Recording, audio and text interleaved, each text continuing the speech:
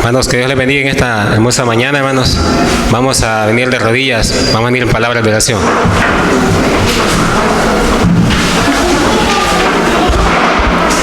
Oramos. Amadísimo y buen Dios, que moras en los altos de los cielos, en esta mañana, Señor, aquí está tu pueblo, Padre, pidiendo tu misericordia, Señor, que perdones nuestros pecados, perdona nuestras iniquidades, Padre Celestial, y escucha, Señor, el clamor de tus hijos, y donde ya queremos pedir una bendición especial por el programa de escuela sabática que se ha de desarrollar en esta mañana. Bendice al hermano que lo va a dirigir, Padre Celestial, que todo lo que él hable en esta hora sea inspirado por el Espíritu Santo, Padre Celestial, y sea conforme a tu palabra. Y de igual manera cada uno de nosotros prepara nuestros corazones y nuestra mente para que tu palabra pueda penetrar y pueda quedar grabada lo que es en nuestro corazón. Bendice a cada uno de tus hijos en esta mañana, aquellos, Señor, que quizás vienen en camino, apresúrales el paso para que puedan llegar a este lugar y gozarse y adorarte en espíritu y en verdad. Quédate como invitado especial, sea tu Espíritu Santo el que los capacite y los instruya en esta mañana, pues son los favores que te suplicamos en Cristo Jesús. Amén y amén.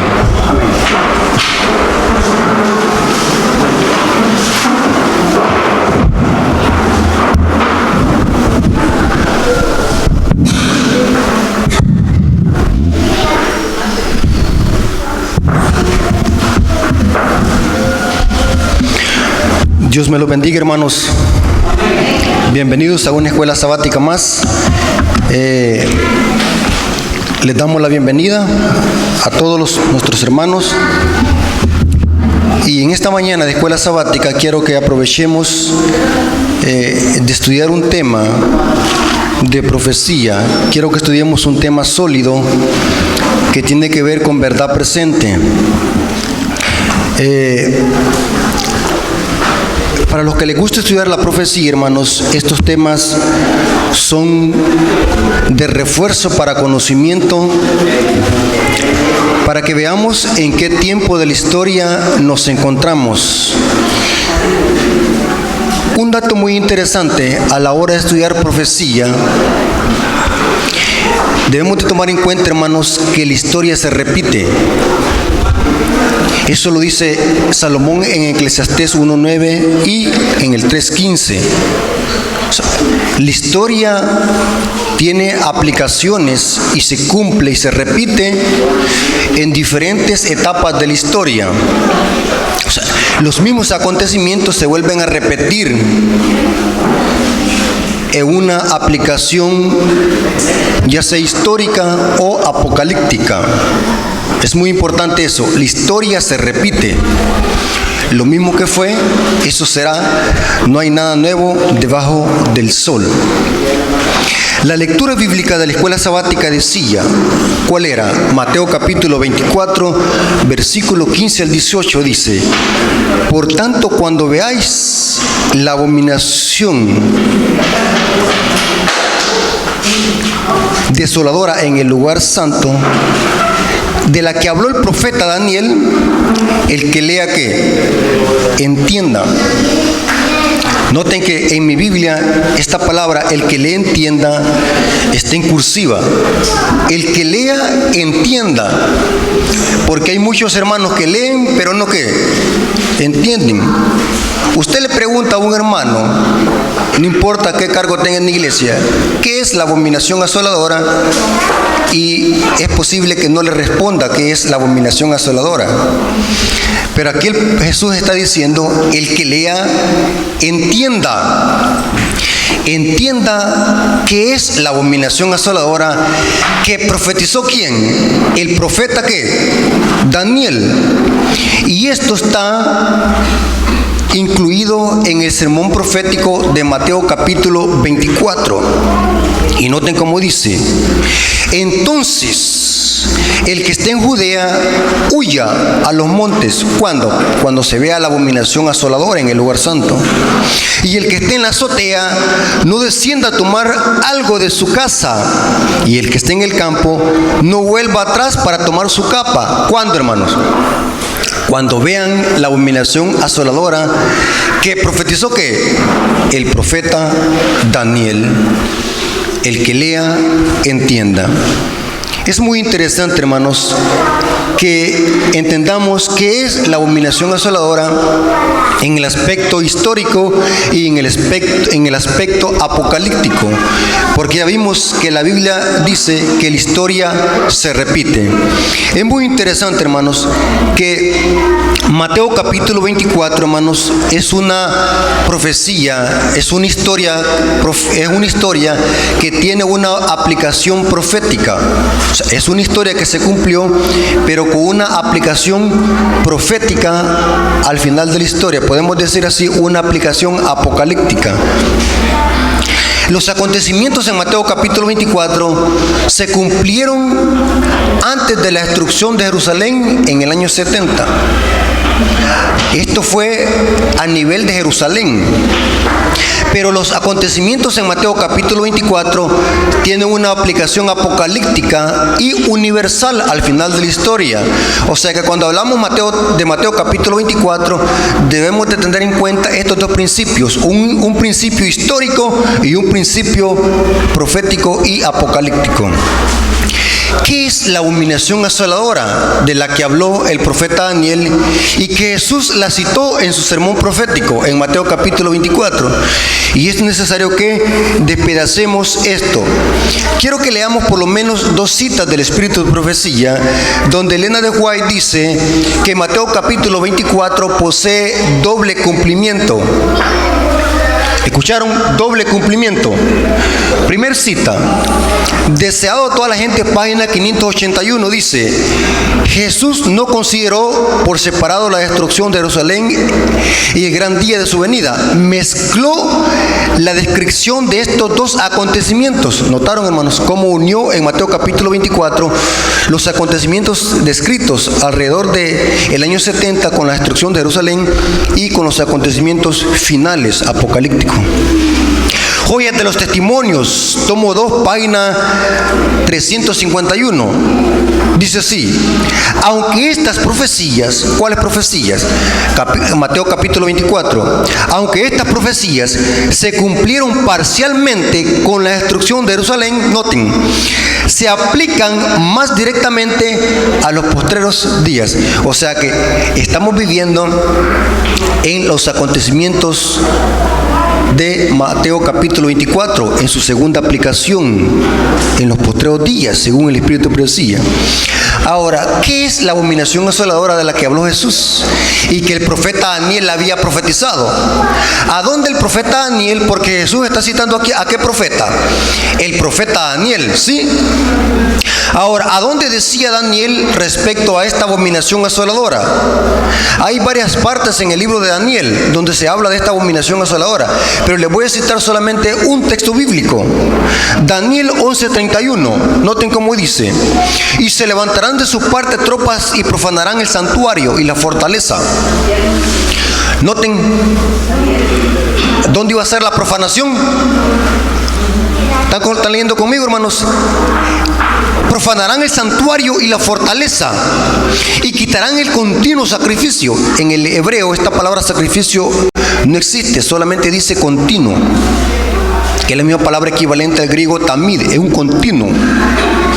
O sea, la palabra sacrificio no existe en el original, sino que dice, quitarán el continuo. Y cuando lo quiten el continuo, ¿qué pasará? Pondrán la ¿qué? La abominación, ¿el qué? Asoladora. Jesús está citando al profeta Daniel. Ahora, ¿qué es la abominación asoladora en los tiempos de Daniel? Y voy a explicar, hermano, así en grandes rasgos. Yo sé que ustedes son inteligentes y van a poder entender lo que voy a decir. Cuando Dios le reveló las visiones apocalípticas al profeta Daniel en Babilonia, especialmente Judá, había sido llevado cautivo por los babilonios. ¿Por cuánto tiempo? Pues la profecía decía por 70 años. Porque Nabucodonosor había sitiado Jerusalén. Eso lo dice 2 de Crónicas, capítulo 36, versículos 17 al 21. Babilonia había destruido Jerusalén y los que habían vivido, o los que habían sobrevivido a esta invasión de Jerusalén en el año 586, habían sido llevados cautivos a Babilonia por 70 años. O sea, cuando fueron llevados cautivos a Babilonia, ¿cómo quedaba el templo de Jerusalén entonces? Ustedes pueden leer ahí el relato de Segunda Crónica. Había quedado ¿qué? En ruinas. Pero la profecía decía que después de esos 70 años yo los iba a libertar de Babilonia. ¿Para qué? Para ir de nuevo a construir el templo de Jerusalén que Nabucodonosor había destruido en el año 586 a.C. O sea que la abominación asoladora en los tiempos de Daniel, ¿cuál había sido? La destrucción de Jerusalén en manos de los babilonios, de los caldeos. Interesante, hermano. Pero vemos de que Jesús en Mateo 24 está citando al profeta Daniel con respecto a la abominación asoladora. Lo interesante es que si nosotros leemos las 70 semanas, si me dedico mucho tiempo a darle la cita bíblica, hermano, no salimos, es una escuela sabática. La profecía de las 70 semanas que está en Daniel 9 decía que ese mismo templo que iban a restaurar iba a ser más tarde destruido. Noten qué interesante. Noten, después de los 70 años iban a salir los israelitas, los judíos, a restaurar Jerusalén. Pero ese mismo templo de Jerusalén, la misma profecía de las 70 semanas decía que iba a ser destruido. Eso lo dice, noten, lo dice en Daniel 9:26. Vámonos al texto bíblico para que veamos que lo que le estoy diciendo es cierto. Daniel 9, versículo 26. Noten cómo dice. 9:26. ¿Lo tienen conmigo? Y después de las 72 semanas se quitará la vida al Mesías, mas no por sí. Y el pueblo de un príncipe, noten, que ha de venir, destruirá la ciudad. ¿Notaron, hermanos? Destruirá la ciudad y el santuario. Pero más adelante en los versículos 26 se estaba dando un decreto de la construcción de Jerusalén. Pero el versículo 26 dice que ese mismo templo de Jerusalén que iban a construir los judíos después del cautiverio iba a ser destruido. ¿Pero por quién? Aquí dice que iba a ser destruido en las manos de un príncipe que ha de venir y destruirá la ciudad y el santuario. ¿Cuál era ese príncipe, hermano? De que iba a destruir ese santuario, que en los tiempos de Cristo ese santuario permanecía. En los tiempos de Cristo, hermanos, el santuario que existía o el templo que existía era el templo que había sido reconstruido por los judíos después del cautiverio. Ese era el templo que permanecía en los tiempos de Jesús, el templo de Jerusalén. Pero la profecía de las 70 semanas decía que ese templo también iba a ser destruido. ¿Por quién? Por un príncipe que iba a destruir el santuario y la ciudad. ¿Cuándo se cumplió esa profecía? ¿Qué era la abominación asoladora? El texto paralelo que encontramos en Lucas 21, versículos 20 al 22, nos explica que de la abominación asoladora que se refería a Jesús y que Daniel había profetizado era que Jerusalén iba a ser sitiada por los romanos en el año 70. Los romanos invadieron Jerusalén en manos del general Tito Vespasiano. Noten cómo dice el cumplimiento de la profecía. Lucas 21, versículo 20 al 22 dice: pero cuando viereis a Jerusalén rodeada por ejércitos, sabed entonces que su destrucción ha llegado. ¿Qué era la abominación asoladora? Si nosotros comparamos los dos textos paralelos, la destrucción de Jerusalén en el año 70 en manos de los romanos, en manos del general Tito Vespasiano. Y dice: entonces los que estén en Judea, huyan a los montes. Es lo mismo que dice Mateo capítulo 24, versículo 15 al 18. Sí, huyan a los montes, y los que estén en medio de ella, váyanse. Y los que estén en los campos, no entren a ella. porque estos son los días de la retribución, para que se cumplan todas las cosas que están escritas en la profecía. Noten que esto Jesús lo había profetizado a los judíos hipócritas. En Mateo capítulo 22, versículo 7, ¿cuál era este príncipe? Y en realidad, hermano, esa profecía se cumplió con el general Tito. Ese príncipe era que iba a destruir la ciudad de Jerusalén e iba a imponer la abominación desoladora. Mateo capítulo 22, versículo 7. Noten cómo dijo Jesús en esta parábola, la parábola de la fiesta de bodas. Noten cómo dice el versículo 7. Cuando Dios mandó a llamar a sus convidados y nadie quiso ir. El contexto se refiere a los judíos. Los judíos fueron llamados para ir a la boda y no quisieron ir. Entonces, el rey, mire qué hizo, se enojó. Y dice aquí el versículo 7.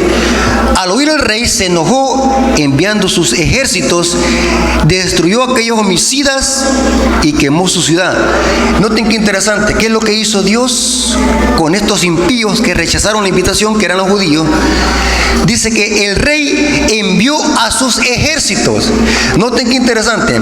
Aunque los romanos eran un ejército impío, pero Dios los usó para destruir a Jerusalén en el año 70. Por eso es que Dios dice aquí, envió a sus ejércitos y destruyó a aquellos homicidas y quemó la ciudad. Esta era una profecía exacta que se cumplió con la destrucción de Jerusalén en el año 70.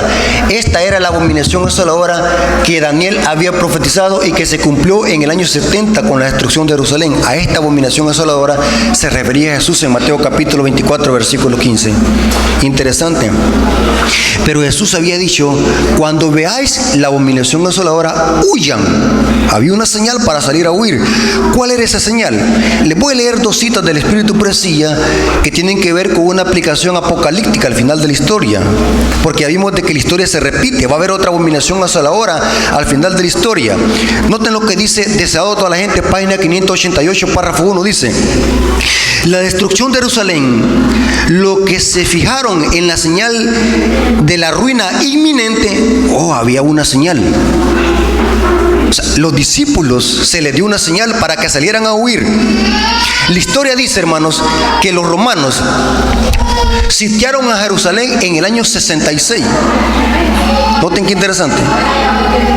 Pero la destrucción fue en el año 70. O sea, el sitio fue en el año 66. Pero para que los discípulos salieran a huir, iba a haber una señal. Y cuando vieran esa señal, dice que los discípulos huyan a los montes y no desciendan. El que esté allá, sálgase. Y el que esté en los montes, no descienda a Jerusalén a tomar su capa. Pero tenían que haber una señal. Noten cómo dice: los que se fijaron en la señal de la ruina inminente y huyeron de la ciudad, escaparon de la destrucción. Así también ahora hemos sido advertidos acerca de la segunda venida de Cristo y de la destrucción que ha de sobrecoger al mundo. Los que presten atención a esta advertencia se salvarán. Pero ¿cuál señal y cuál advertencia? Noten lo que dice Conflicto de los Siglos, página 525. Y lo interesante, hermano, que esta señal se refería a ¿qué, hermanos? Cuando los romanos, hermanos, plantaron sus estandartes, era una bandera donde cuando los romanos invadían una ciudad, plantaban sus estandartes, eran como unas flechas como una bandera en la cúspide. Y esa bandera, según la historia, y eso lo corrobora también Flavio Josefo y Tácito, son dos historiadores judíos, que esa bandera de los romanos tenía un dios sol, un sol, porque los romanos eran adoradores del dios Invictus, del dios sol. Los discípulos, cuando vieron que los romanos plantaron esa bandera y tenían el dios sol, esa era la señal para salir a huir. O sea, los discípulos eran inteligentes, prestaron atención a las palabras de Jesús, salieron a huir. Y dice el Espíritu de Profecía que por un milagro, por la providencia divina, algo misterioso sucedió. En el año 66 los romanos sitiaron Jerusalén y de repente se fueron. Dios hizo eso. No sabemos por qué se fue. Una providencia. El Espíritu dice que fue la providencia divina que hizo que la rodearon y de repente se fueron el ejército. Y eso fue para que los discípulos escaparan de Jerusalén y no murieran por la destrucción porque vieron la señal. Solo los discípulos, porque esta advertencia fue para los discípulos. Y noten cómo dice Conflicto de los Siglos, página 25. Tan pronto como los estandartes del ejército romano idólatra fueron clavados en el sagrado suelo de Jerusalén, dice que se extendían varios estadios más allá de los muros, los creyentes en Cristo debían de huir del lugar a un lugar seguro. Al ver la señal preventiva, todos los que quisieran escapar habían hacerlo sin tardar, porque vieron la señal y hicieron caso a las palabras de Jesús. Qué interesante, hermano. La historia dice que los que no hicieron caso a la palabra de Dios, a las advertencias de Jesús, sufrieron la destrucción de los romanos. Dice la historia que no hay no hay pluma fecunda que pueda describir la gran masacre que hizo el general Tito romano con los judíos en el templo de Jerusalén. Dice, la sangre se regó de tanta decapitación que se hizo, y la gente que quedó viva de los judíos, que habían muchos millones de judíos, fueron llevados como esclavos. Y cayó una gran hambruna. Yo les puedo hablar mucho respecto a eso. La gran crisis que cayó en Jerusalén después de eso. Una gran hambre. Que la gente, dice la profecía, que se comían hasta sus niños de la gran hambre. Los niños, la misma gente se comía a sus hijos de la gran hambre que cayó. Y se comían hasta la correa de las sandalias, como eran de cuero, de la gran hambre que cayó. La gran maldición que cayó en la nación de Jerusalén por haber rechazado a Jesús. Interesante. Pero saben, hermanos, que Mateo capítulo 24 tiene una doble aplicación. Saben, hermanos, que así como Roma impuso la abominación asoladora en el año 70, también la otra Roma, que es el papado, durante la Edad Media, también puso la abominación asoladora. La Roma de los Césares invadió Jerusalén, la ciudad literal, pero el papado, según Daniel capítulo 8, se levantó ¿con cuál santuario? Con el santuario celestial. Eso lo dice Daniel capítulo 8, versículo 11 al 13. El papado plantó su abominación asoladora por más de 1260 años de persecución papal. Es donde entraron a la iglesia diferentes prácticas y tradiciones. El sistema papal impuso un falso sistema de sacerdocio terrenal. O sea, el papado se levantó contra Cristo y contra su santuario y contra el ejército. Durante 1260 años el papado, durante la Edad Media, impuso también la abominación asoladora y persiguió a la iglesia durante 1260 años de persecución, lo que se le conoce como la Santa Inquisición. Noten que la historia se repite. La Roma de los Césares pone la abominación asoladora en el año 70, pero como Roma cae, se levanta el papado. El papado durante ¿cuánto tiempo impuso la abominación asoladora? Por más de 1260 años de persecución. Qué interesante, hermano. Pero no quiero que lo detengamos solo a eso, hermano, porque yo quiero que entendamos algo muy interesante. La profecía dice que esto tiene doble cumplimiento. Sí, porque vimos de que Mateo capítulo 24 tiene doble cumplimiento. ¿Qué es la abominación asoladora en el tiempo del fin? Y saben algo muy interesante, hermano. ¿Qué día iban a estar guardando los discípulos antes de la destrucción de Jerusalén en el año 70? Mateo capítulo 24, versículo 20, ¿qué dice? Jesús les dijo a los discípulos: oren para que vuestra huida no sea ¿qué? En invierno o en sábado. ¿Qué día iban a estar guardando los discípulos? El sábado. 40 años después de la resurrección de Jesús, los discípulos iban a estar guardando el sábado. Y qué interesante, hermano, el paralelo es sorprendente. ¿Sabe qué día guardaron los cristianos durante la Edad Media que fueron perseguidos por el sistema papal? Usted lee en el libro Conflicto de los Siglos, los valdenses, los albigenses, los hugonotes, los cuáqueros, eran grandes observadores del sábado y practicaban la reforma pro salud. Interesante que toda la historia se repite.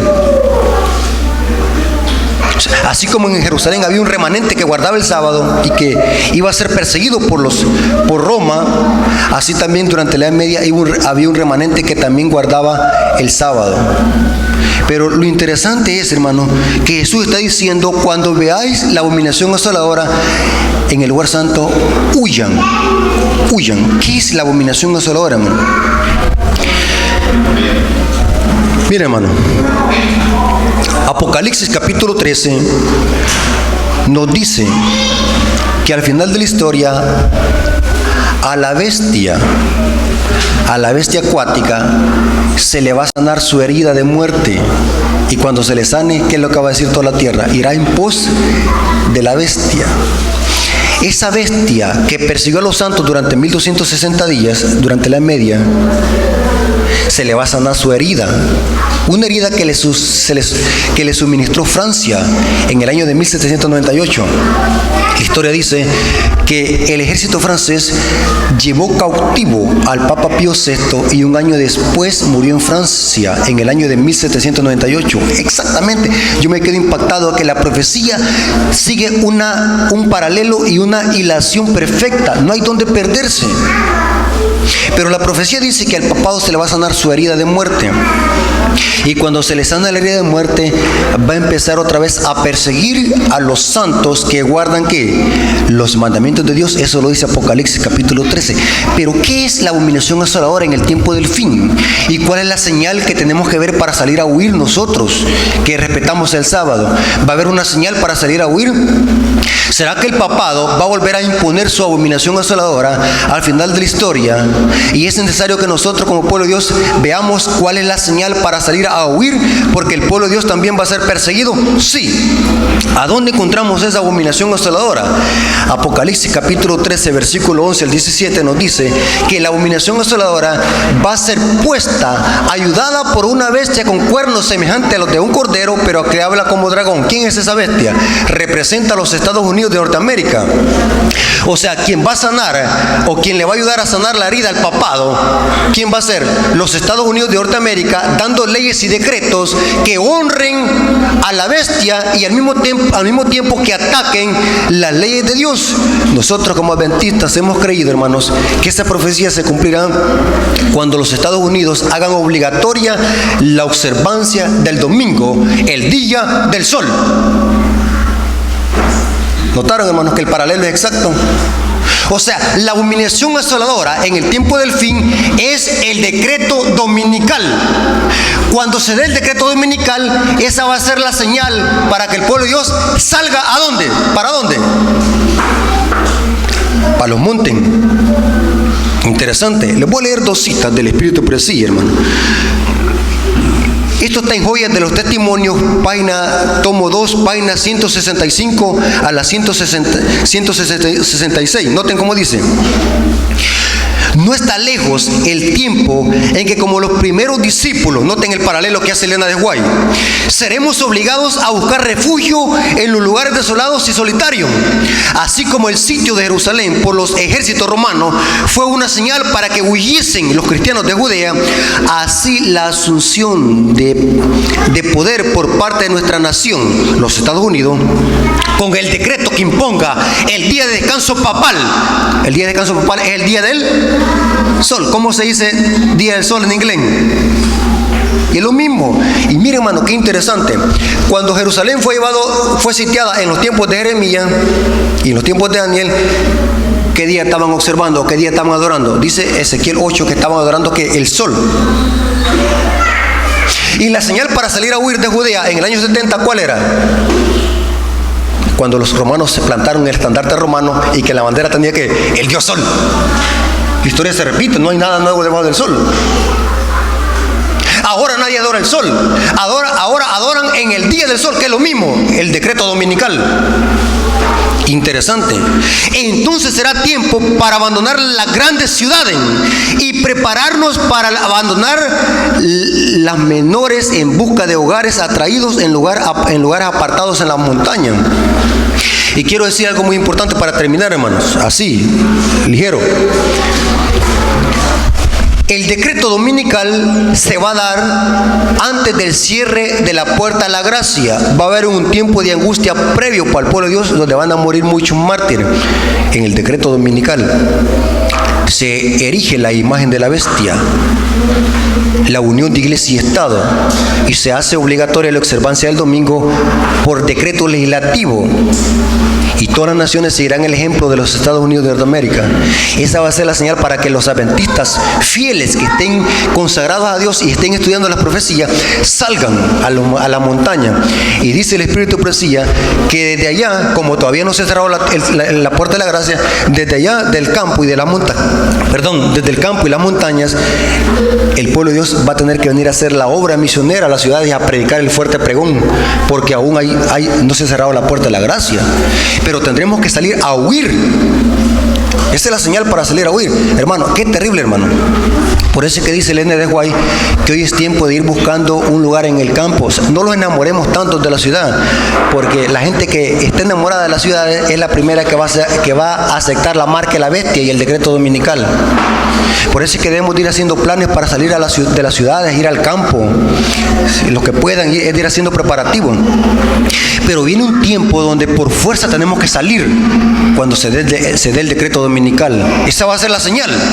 Y noten cómo dice esta cita, Joyas de los Testimonios, tomo 2, páginas 165, 166. No es ahora tiempo para que el pueblo de Dios fije sus afectos o se haga tesoros en el mundo.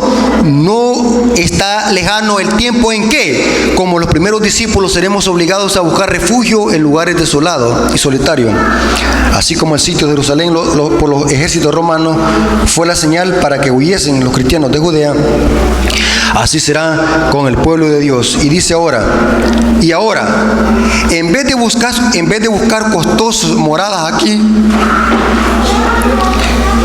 dice, debemos prepararnos para trasladarnos a una patria mejor, la celestial.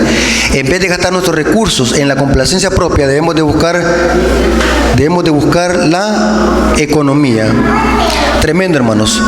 La señal para salir a huir de las ciudades va a ser el decreto dominical. Y saben, hermano, las iglesias protestantes se burlan de los adventistas cuando nos oyen predicar de que la marca de la bestia y la persecución final tiene que ver con un decreto dominical. Yo he oído protestantes que se burlan de los adventistas porque predicamos esto. Pero los protestantes van a venir a despertar demasiado tarde, ya cuando ya sea demasiado tarde. Y saben, hermanos, que esto va caminando muy deprisa. Yo les podría dar mucha información de los últimos acontecimientos que están pasando hoy en día. Calientito. Lo que dice el Papa Francisco en su nueva encíclica Fratelli Tutti: gobernar el mundo, implantar un nuevo orden mundial. ¿Usted cree que es casualidad que el nuevo presidente que ha derrotado a Donald Trump en estas últimas elecciones de Estados Unidos tiene la misma ideología del Papa Francisco? Porque la Fratelli Tutti es una anti-Trump.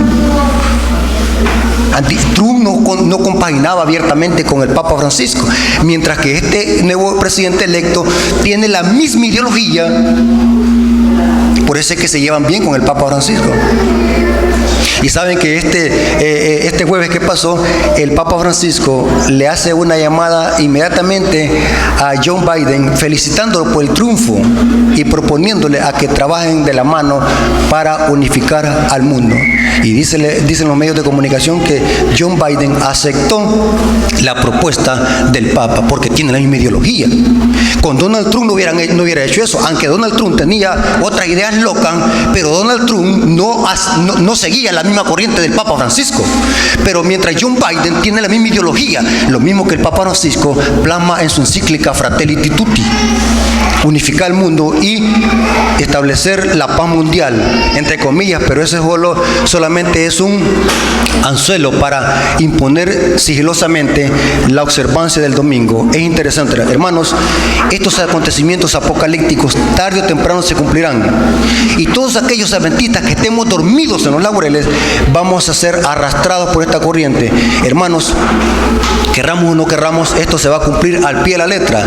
Muy pronto Roma va a volver a implantar sus estandartes romanos, a imponer un día falso y todos aquellos que no se sometan a este régimen falso del nuevo orden mundial van a ser perseguidos como lo fueron los mismos cristianos.